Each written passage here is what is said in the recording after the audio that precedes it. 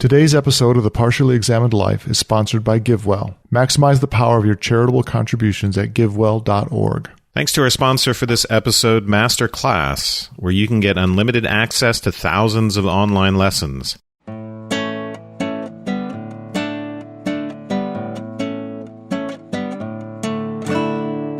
You're listening to The Partially Examined Life, a podcast by some guys who at one point set on doing philosophy for a living, but then thought better of it. Our question for episode 322 is something like, what's the relationship between art and nature and philosophy? And we read two selections by Friedrich Wilhelm Joseph Schelling, part 6 of the System of Transcendental Idealism from 1800, and on the relation between the plastic arts and nature, a speech from 1807. For more information, please see partiallyexaminedlife.com. This is Mark Linsenmeyer, a dark, unknown force which supplies the element of completeness or objectivity to the piecework of freedom in Madison, Wisconsin.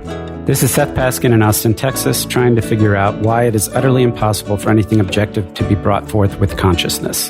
This is Wes Alwan, opposed to disjunctivity in Cambridge, Massachusetts. This is Dylan Casey, governing my raging passions with the confining power of beauty in Madison, Wisconsin. Well, all right. I think those quotes, Dylan's is the only one that even sounded like it made sense. So that should give you an idea of what we're doing here. We've had so much romanticism already. I know people are probably sick of it. I know people probably want to stop, but I was chasing the footnotes. I want to mainline the real stuff. I didn't want these copycat Schlegels. They gave us the entryway into here, but they were all working off of this template from Schelling, whose work, System of Transcendental Idealism, we had read the beginning of before, so we should know. I re-listened to our 2 episodes on that to remind myself what his overall project was. And the overall project, amazingly, at the end of the book was that art is the key to philosophy. Crazy. Just to sort of get a different presentation, different details, a little more practical application, a second opinion. I found this thing actually in a book called Philosophy of Art, which was published much later, but it was a freestanding speech from 1807 that I thought added enough that it would give us a whole episode to be able to talk about this rather than the 15 pages of the shorter one. What did you guys think? I don't think the extra reading gave us all that much more. Okay. Wait, which one? The extra reading meaning the speech. I thought This plastic arts and nature. I thought there was a lot in there, but it might. Yeah, I mean, I think Seth is right that there's a lot of overlap, right, with what Schlegel was saying, and rhetorically, and I don't know if it's just a translation, but rhetorically, it's a very annoying thing to read. Yes, exactly. It's like a popularized version of what the other thing was, more philosophical, and so. But you can enlighten me on how it. He's practically wearing a cape for the whole thing, as far as I'm concerned. You know, he's just in this thing. It's like if you think of your period piece from Bridgerton or whatever, the crazy romantic that shows up giving a speech at some kind of town hall meeting for a bunch of rich people at the beach, and he's throwing his arms all around. That's what this is. Which is at least a good counterbalance, I think, stylistically, even if it was just dip in for a few pages to see what this is like, to this pseudo-mathematical thing, which I think he'd kind of run out of steam by the time he got to these last sections on teleology and then on art. They're quite a bit shorter. Again, it was only 15 pages total, broken into 3 sections. And well, obviously we'll talk about it. The 3 are called Deduction of the Art Product as Such, which I think is the part that made both Seth and Wes want to not do this episode.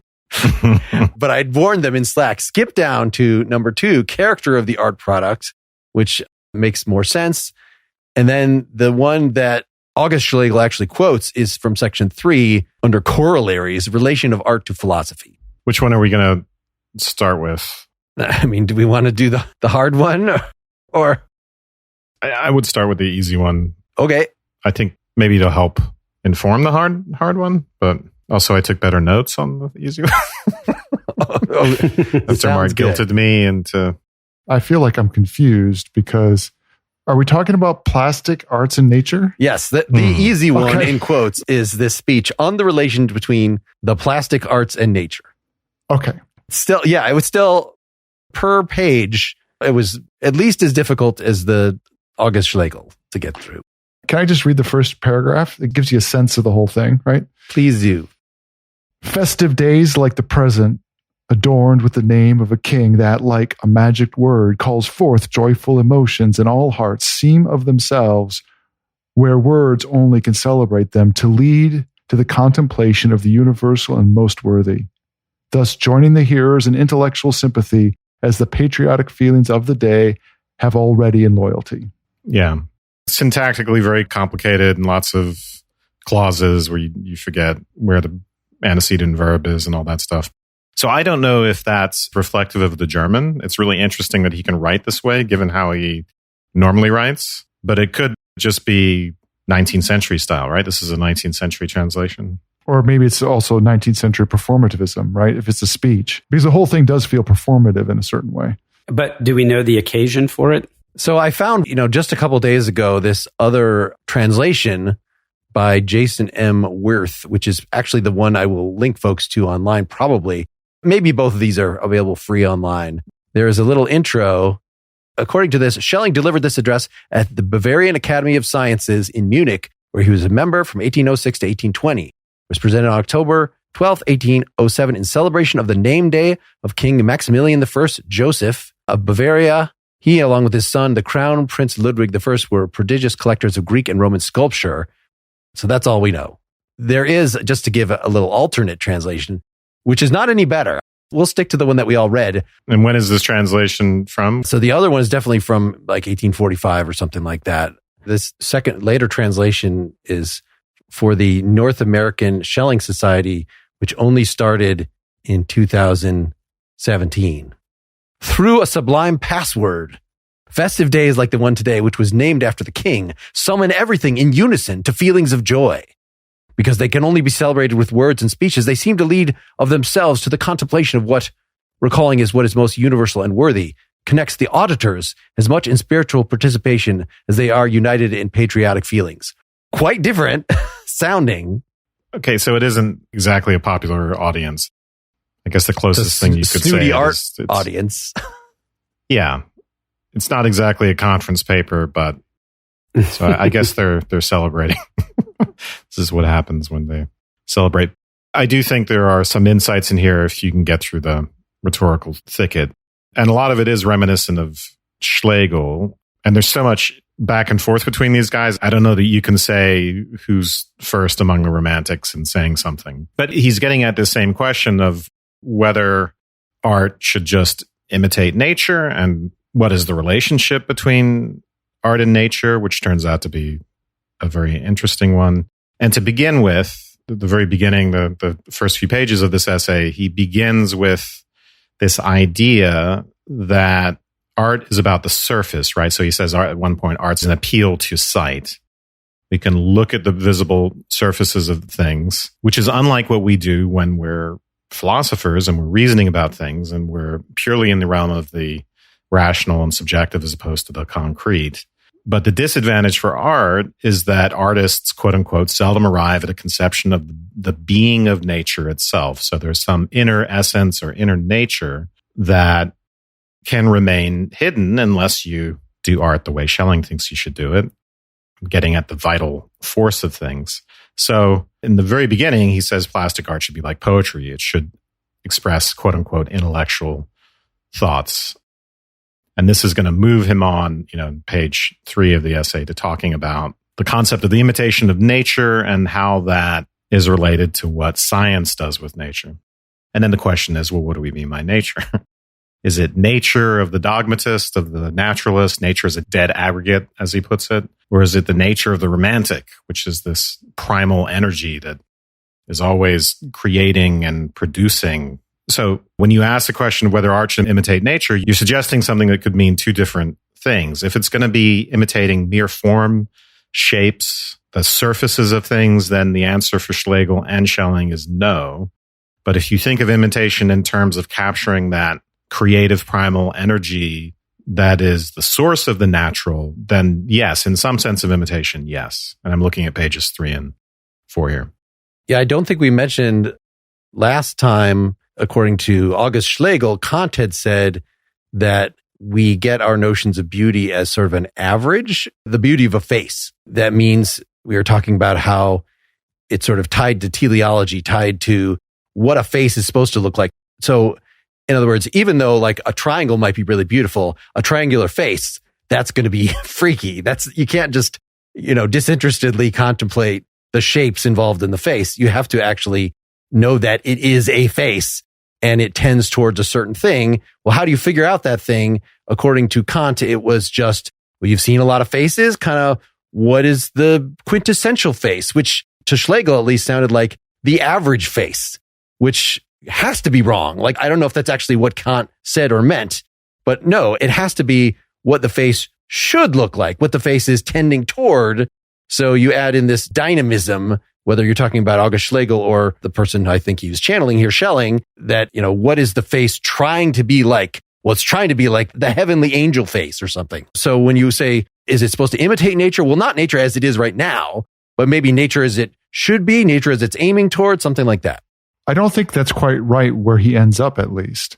I don't think he gets at a kind of teleological understanding of it, because he's focusing on the activity and the unity of an active soul in this one moment, right? Which isn't quite the same thing as the ideal face or the ideal form. For him, it's all about capturing the full activity of the underlying soul that is the living, breathing aspect of nature in the form that you have instantiated in the art, which isn't quite the same thing as the ideal form of that thing. Yeah, he addresses this very question on pages 4 to 5, and he associates this account with Winckelmann, art as a production of an ideal.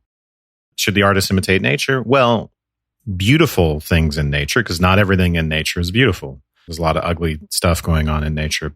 Winckelmann would say, you want nature to be more elevated than actuality, than what is real, and so you do things according to this ideal. And Schelling is going to say, that doesn't quite get there.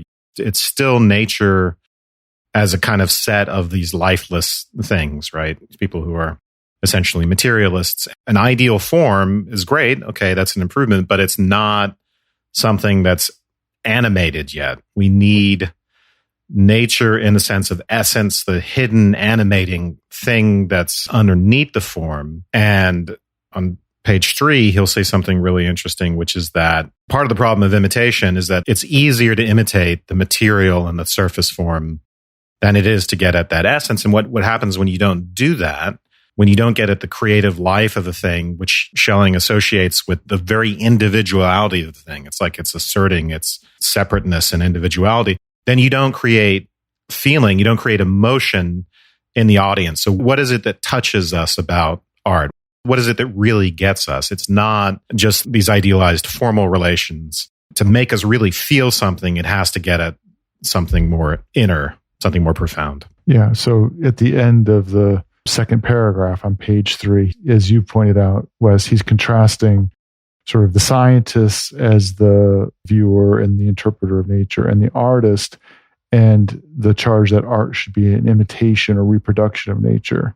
And this is where so we have 2 sentences. To some, nature is nothing but more than the dead aggregate of an indeterminate host of objects, or the space in which things are packed as in a case.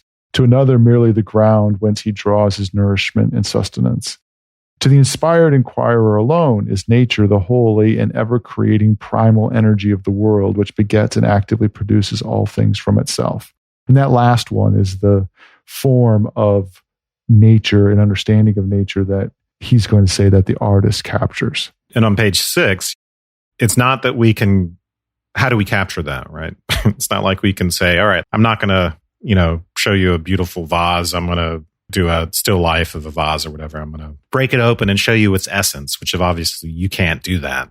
So the question is, how do you do it? And I think he's going to say that form is not going to is going to work by itself. Right. Because if it was just forms, if it was just about pretty forms, imitation would be just fine, right? Past artists have discovered those. You have to penetrate the veil, perceive the living energy within the ancient works, within the forms, which is why, as Friedrich Schlegel had said before, it's great to glorify the ancients, to see and this is what in here Schelling is saying Winckelmann was doing. You have to discover like what gave the ancients their mojo and come up with our mojo that will enable us to do that. You always have to start from scratch. You can't just, we've discovered the perfect forms. Here you go. Let's just keep recycling them. Implicit, well, maybe even explicit, he is praising Greek art, but also calling it a kind of stage in development, because there's a glorification of the current form of art as being another step, a better step along the way to capturing nature's vital form, which at the end he links up with the patriotic duty of the nationalistic. He makes it nationalistic at the end. Yeah, that's an interesting ending. I was completely surprised about. I was like, oh, wow. So this is about being true Germans.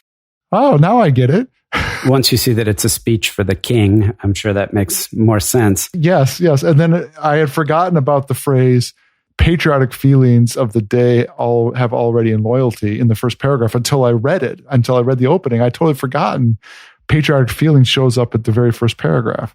So now I get it. Yeah. It's really very in parallel to Schlegel, where there's talk of style versus mannerism, right? Which he's going to talk about something similar with character. And then the segue into art as the expression of a national identity. I'm going to be perfectly honest. I may be conflating him with somebody we just recently read who's, I may be saying something that was not in this reading, but is one of the other ones.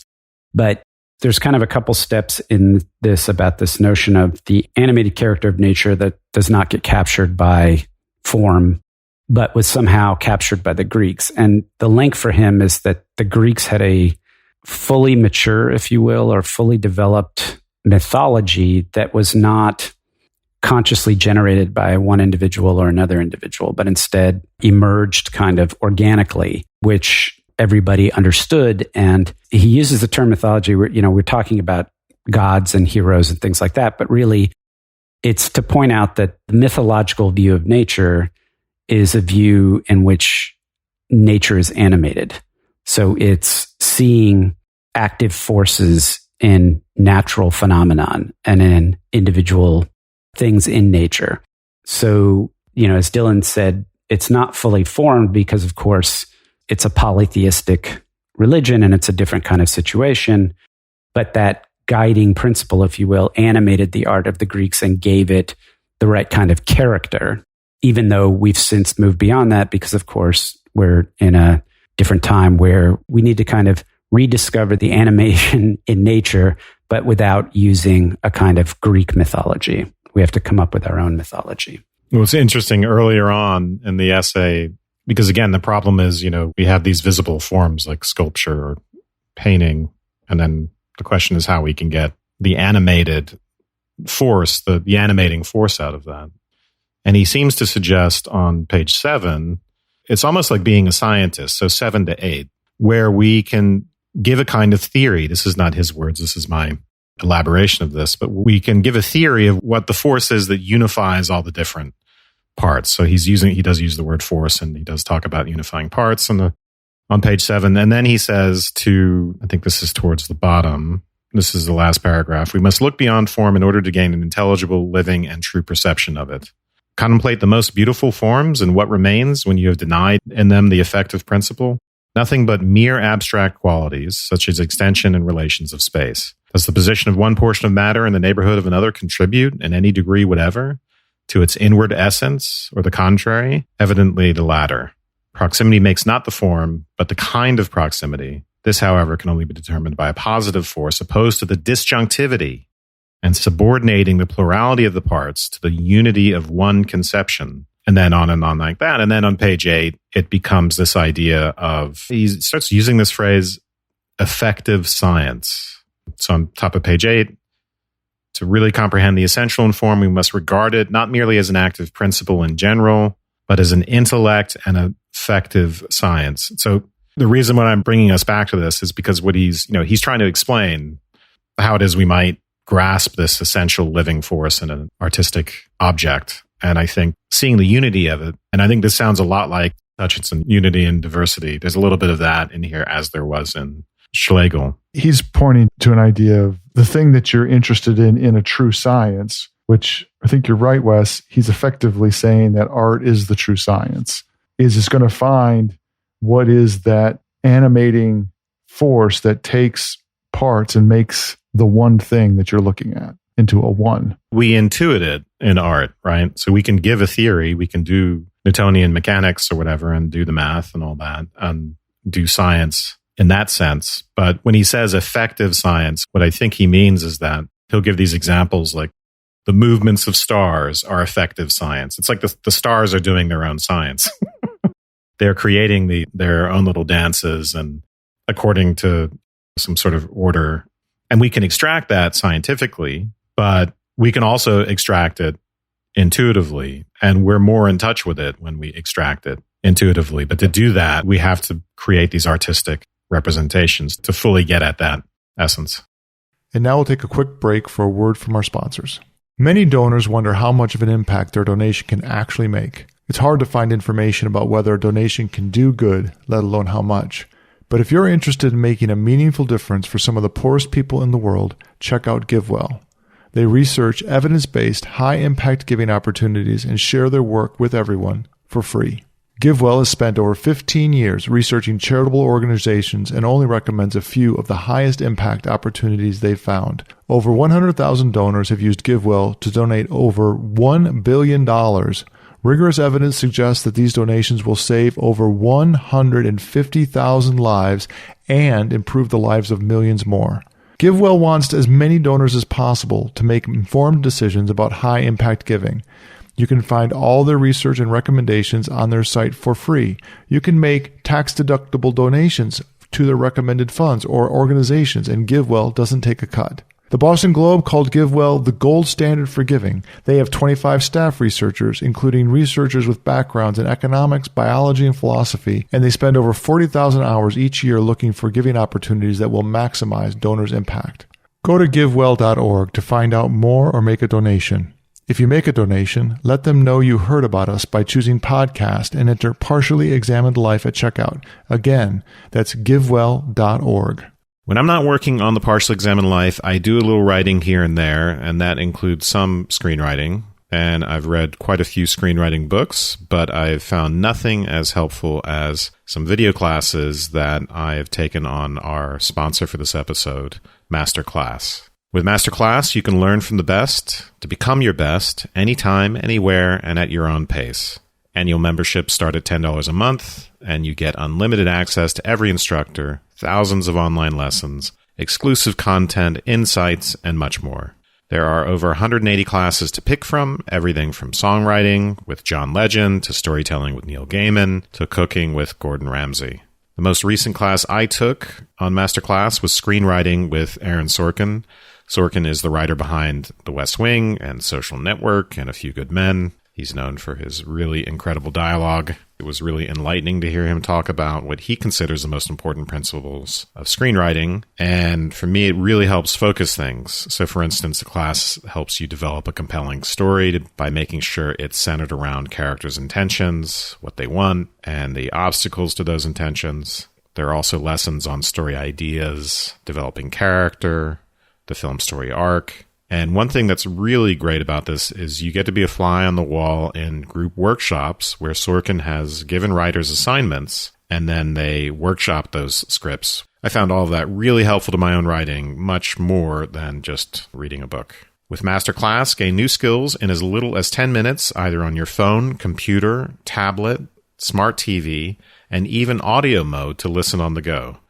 I watched a good deal of the Sorkin class while taking rideshare services to various appointments around town. Get unlimited access to every class, and right now, as a Partially Examined Life listener, you can get 15% off when you go to masterclass.com/PEL. That's masterclass.com/PEL for 15% off an annual membership. masterclass.com/PEL. Hey folks, I am going to be teaching a core philosophy texts course this coming semester for listeners like you.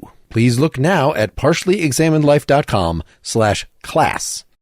So he mentions at the bottom of page 7, I think you had read this quote, the effective principle, right? You need not just the beautiful forms, but you need the effective principle. And then right after that is when he first brings up not merely as an active principle in general, but as an intellect and effective science. And then right after that, all unity can be no other than intellectual in its nature and origin.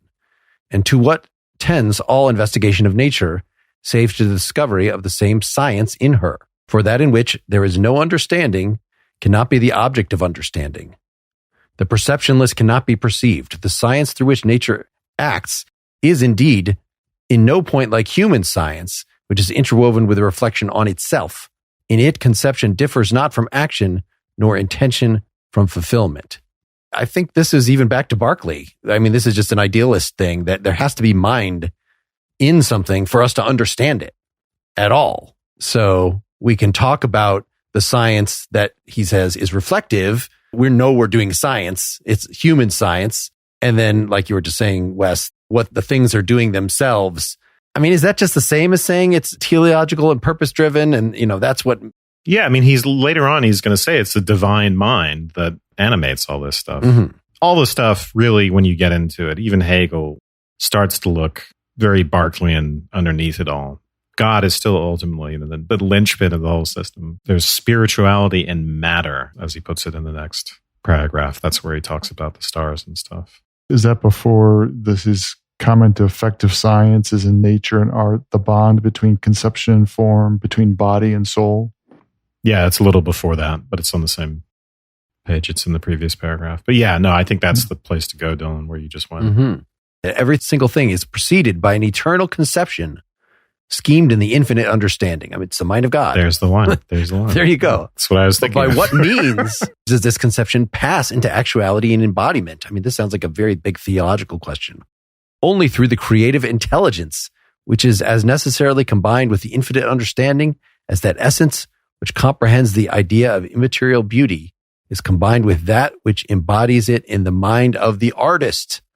So God as the mind crafting things, it's the same thing. When the artist is coming up with things, and especially when we, as we mentioned in our August Schlegel discussion, I'm forgetting how much Schelling dwells on this, how much of it is unconscious, right? If an artist really was just a savant acting without thinking, without plan, then it would just be literally, just like bees building a beehive, which is basically God doing the building. It's the infinite mind. It's not the individual bees. It seems like a lot of what the artist is responsible for is going to also have to be straight out of the mind of nature, as opposed to the emphasis on genius that we saw in August Schlegel. But isn't the genius in Schlegel effectively just a mere conduit? The true genius is the one who's most connected. I thought that what we were just talking about here is actually very similar to that, to the notion of genius, that they're the ones who are most connected to God. Right. For August Schlegel, it was the ideal is a merging of the unconscious with the conscious, because you need the conscious crafting. You need all that skill that the great artist has developed. Mm-hmm. But right here on page 9, the position of the artist in relation to nature should be continually made clear by the declaration that art, really to be art, should at first withdraw itself from nature and only in the last accomplishment return to her. The true meaning of this seems to be no other than the following. In all things in nature, the living principle appears only blindly effective. If it were so with the artist, he would not be distinguishable from nature itself. If it were his wish consciously to subordinate himself to nature and to repeat things present with a slavish truth, he would produce masks indeed, but no works of art. Thus, he must remove himself from the result, from the creature, that he may elevate himself to the creative energy and spiritually seize on that. Maybe this is just a clearer way of explaining what August Schlegel meant by the merging of these two things, because I don't know what that means. Like, that you're sometimes, you have the craft, but when it comes down to creating the work, you sort of set the craft aside. You're not thinking about the craft, you're just doing it. Here, it sort of sounds like he's emphasizing, remove yourself from nature, do the craft thing, and only at the end will you sort of, maybe this is just a way of saying the same thing, only at the end of the product do you sort of dive back into nature and find, I'm actually revealing the truths of nature. I mean, he does say something very similar to Schlegel. This is later on page 17, but we shouldn't think of this as, we have inspiration or we have all this raw passion, and then we got to moderate that. He thinks of that as a form of moralism. It's like we got to repress that a little bit. For Schlegel, it was, we got to apply our art theory to it or practice and rein it in, right? I got to rein in that inspiration. What Schlegel said is our influences have to already be integrated into that moment of inspiration.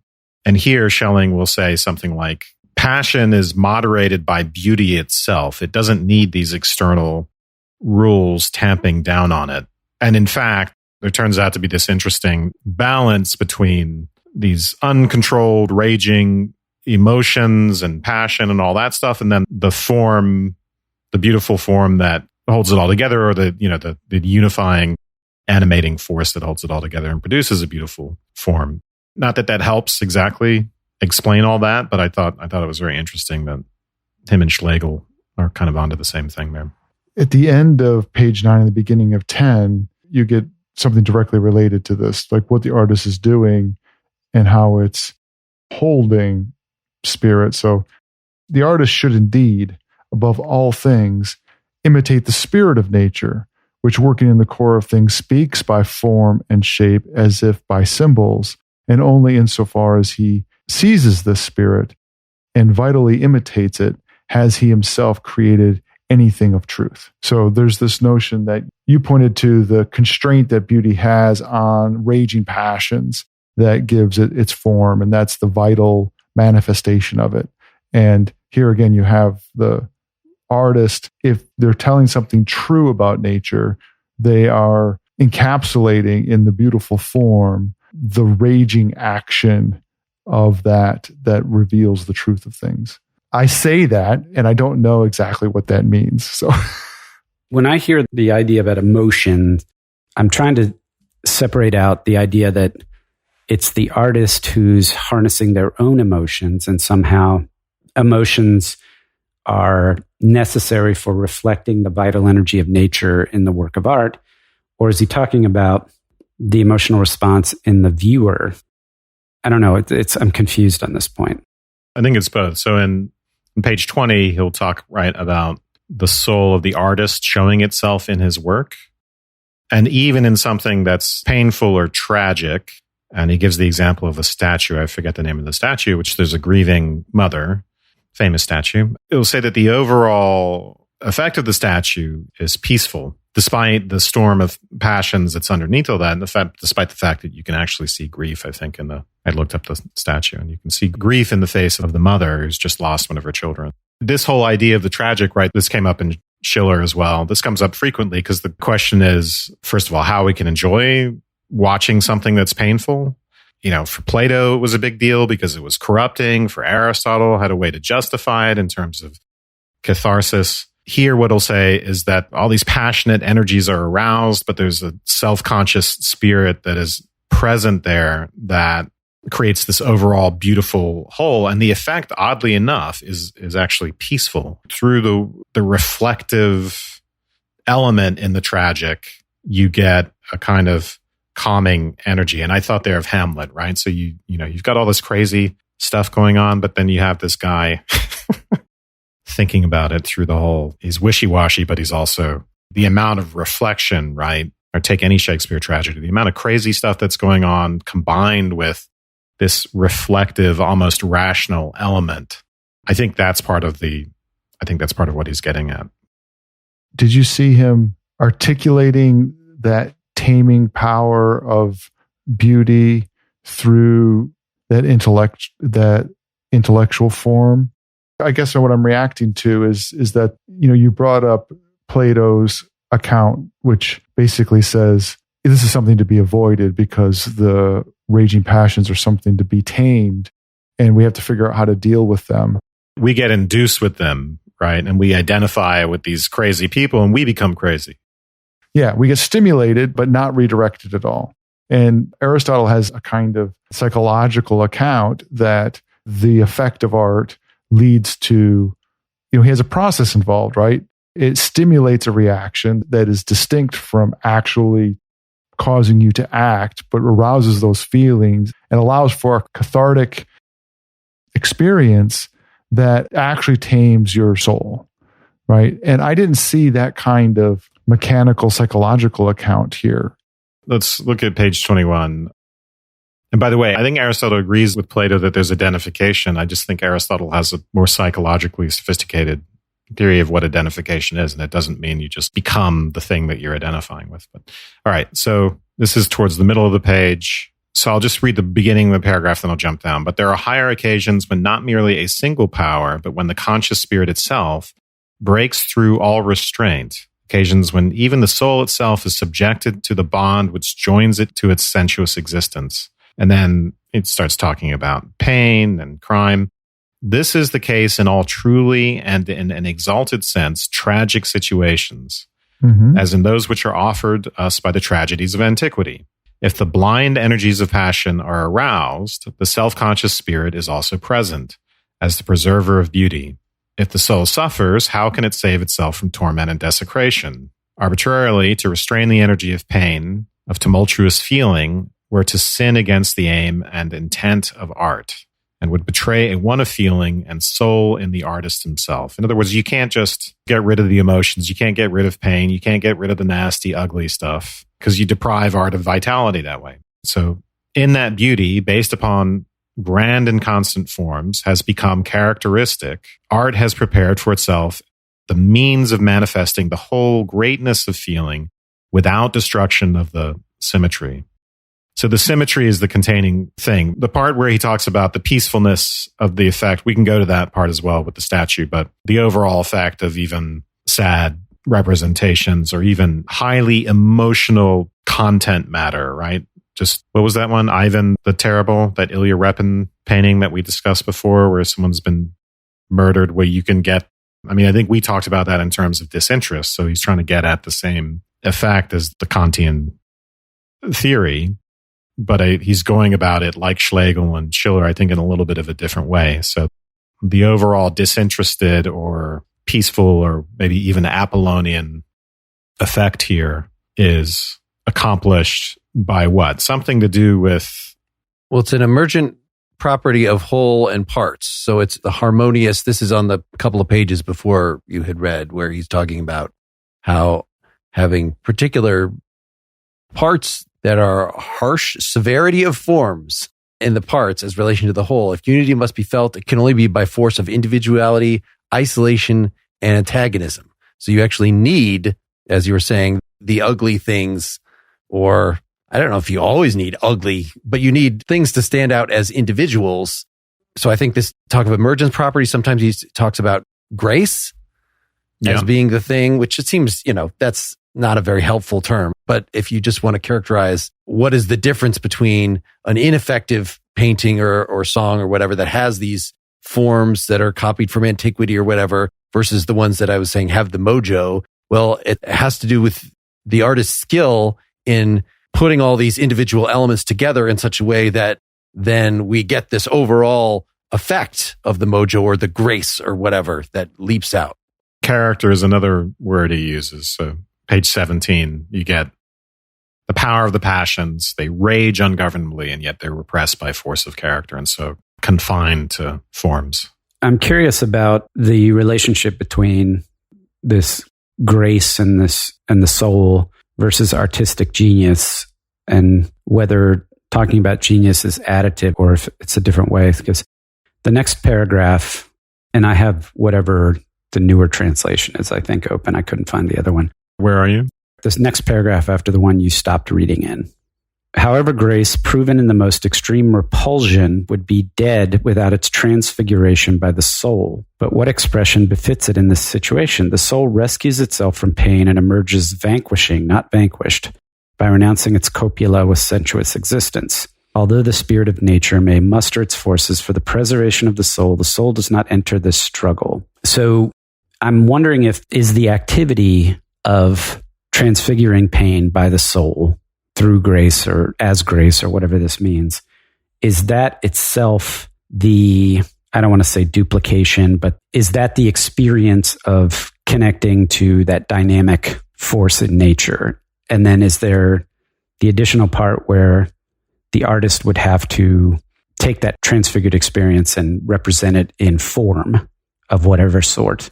Could we imagine this being done by an actor, for example, or a singer who would, in some sense, it's not a plastic art But I don't know. The whole thing, once he introduced the notion of grace, I started to struggle. It's deeply unhelpful.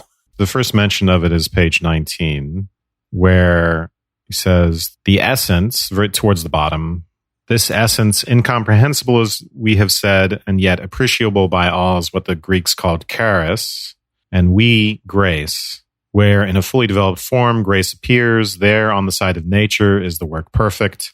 All demands are fulfilled. Here already soul and body are in perfect harmony. Body is the form and grace the soul. And then after that, I'll say on page 20, the spirit of nature is but apparently opposed to the soul and is in fact the instrument of its manifestation.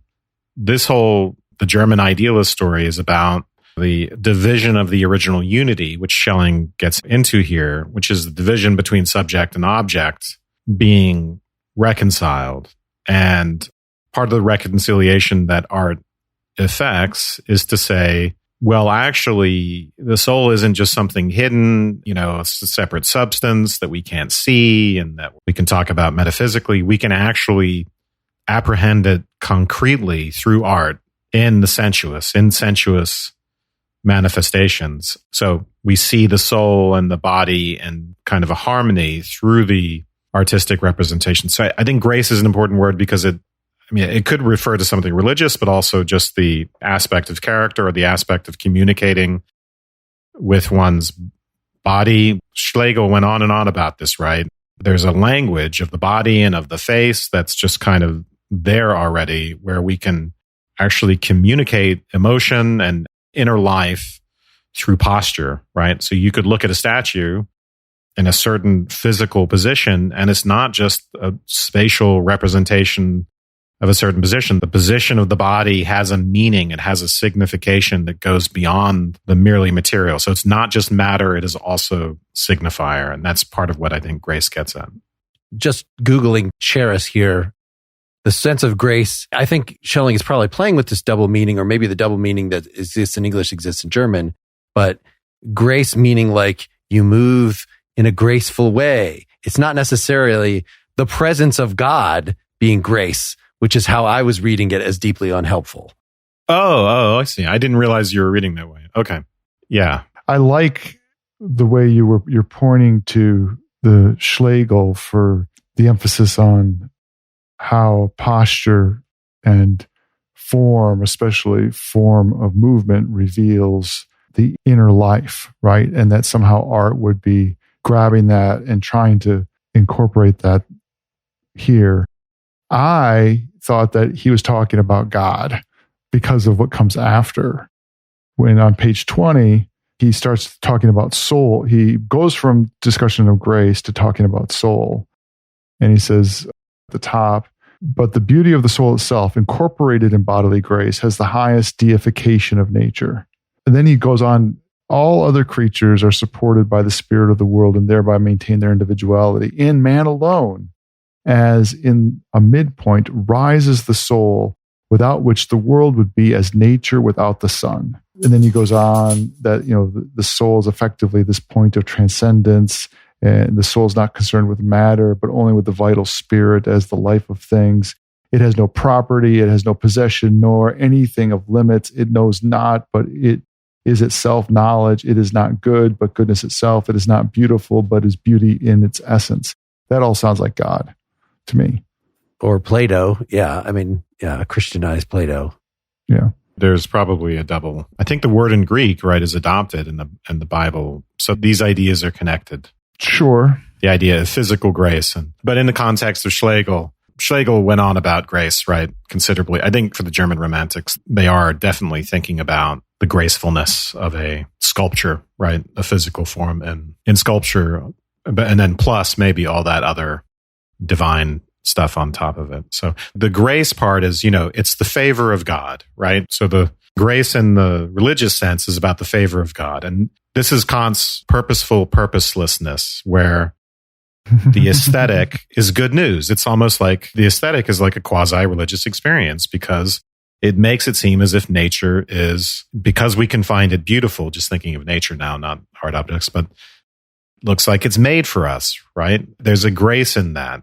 And the same thing with the being able to unify the division between soul and body. That's grace, right? In the religious sense. When we look at a physical human body and see that it's also a signifier, that it also can mean that we can see it as graceful, that in itself is a form of grace in the sense that we see that matter and spirit are actually one by God's good favor. Right. And it was Fichte and Schelling's main project to demonstrate through this phenomenological, ontological method of examining self-consciousness how you might have thought that the objective, that matter, was something separate from mind, but in fact, we have to show how the two are one and the same.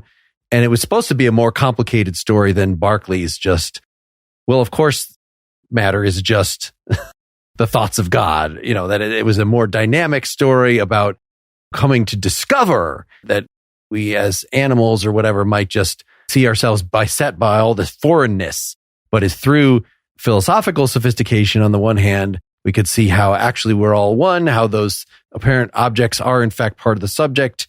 And, a full statement of what the subject is a recognition of that. Well, art is going to be the direct way. As it's much harder to do this with philosophy, but in art, we're sort of doing it all the time in some way, that we see how art is a mirror of the soul, or how art's presentation of nature shows us that nature is not a mechanical, but it is a soul-filled thing. And that's why we appreciate it, because it has this resonance within us. Let me just read this one quote, assuming that we're going to be leaving this in the second half. But so page 24, he says, in many cases, the spirit of nature shows itself in opposition to the soul. That opposition means many things. It means that the world is dangerous to us. It means that there are material objects and we're spiritual beings, all that stuff. So the positing, that produces the world out of the subject for Fichte. So it seems in art by voluntary coincidence to commingle with it.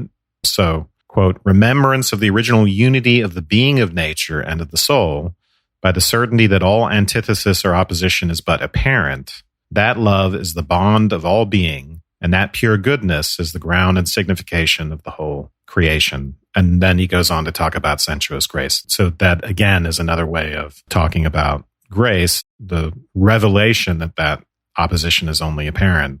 All right, we will wrap up all of romanticism for the foreseeable future in our second half here. If you are a Partially Examined Life supporter, it should be in your feed already, or if you support through Apple, it'll be there next week. If you're not a supporter, why don't you go do that? partiallyexaminedlife.com/support. We would love to have you on board. It's like you'll be reflecting the inner nature of things through your outer behavior. Come, join us in love. All right. Thanks. Thanks.